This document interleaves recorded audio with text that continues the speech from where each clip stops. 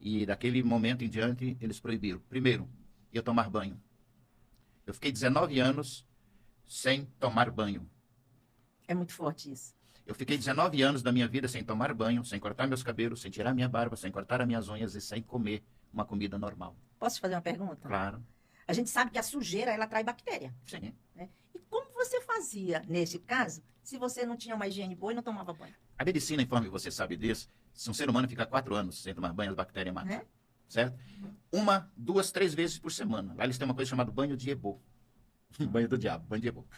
Eu pegava uma vez por semana, tinha vezes que 2. Quando tinha festa de santo, 3. 1 litro.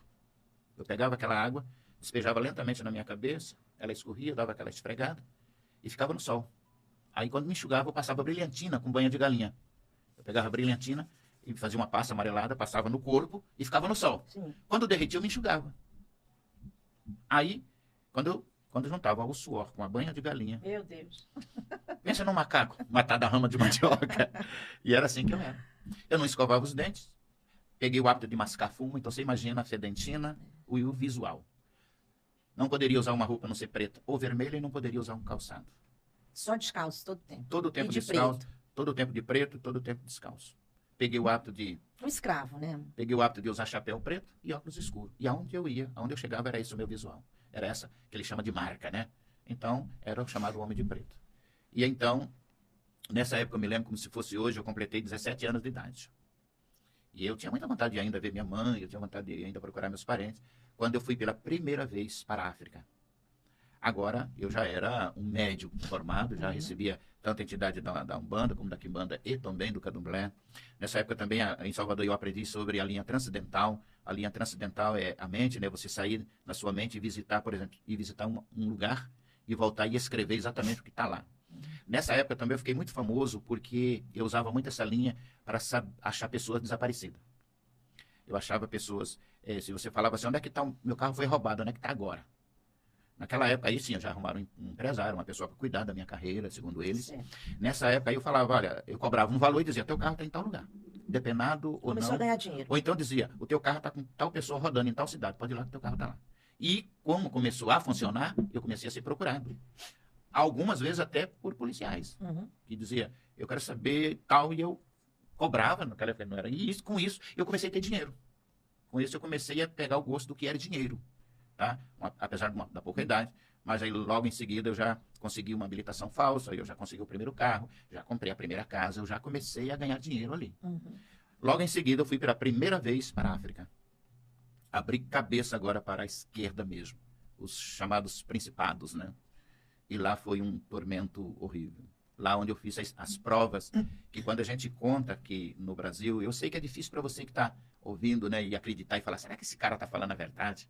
Será que esse cara está mentindo? Será que isso realmente aconteceu? Olha, gente, fazem 34 anos, né, que o Senhor me resgatou de lá.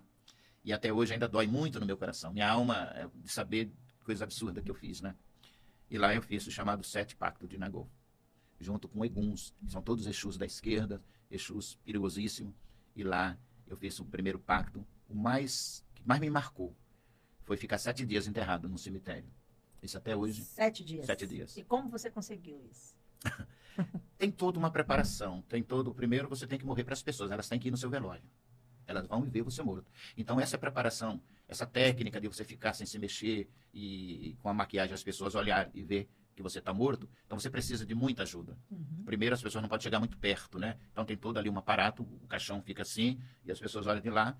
Em cima de mim, na época, bem mais magrinho, tinha toda uma estrutura, né? Que a minha barriga respirava e ele não via. E eu desenvolvi aquela técnica, que até hoje você dá muita risada, né? Que você levanta e você sabe que eu sei que você está lá. Você não estava dormindo, não estava dormindo. Parece que ele nunca dorme, todo tempo ele sabe o que acontece ao redor dele. Porque na verdade, eu nunca consegui dormir um sono assim tranquilo, deitar e relaxar. Não, eu estou dormindo, mas eu tenho a impressão que você nunca me pega de surpresa, de chegar e me acordar. Isso foi sempre assim. Então, que eu aprendi assim a minha mente a ficar parado, né, e você olhar e pensar que eu tô mais eu tô te vendo, sei exatamente onde você está. E então primeiro é ali, depois segue o cortejo. O cemitério que eu fiquei em cima era um jardim somente com as placas, e eles tiraram e lá me colocaram. E ali eu fiquei 7 dias. Ali tinha 7 litros de água, Ali tinha alimentação, a matança, né? Que foi feita a matança. Então, só para você ter uma ideia, os primeiros 3 dias eu me alimentei até das coisas legais, né? Das coisas loucas. E depois foram ficando podre, né? Porque o bode que estava comigo apodreceu e eu tive que passar os 7 dias.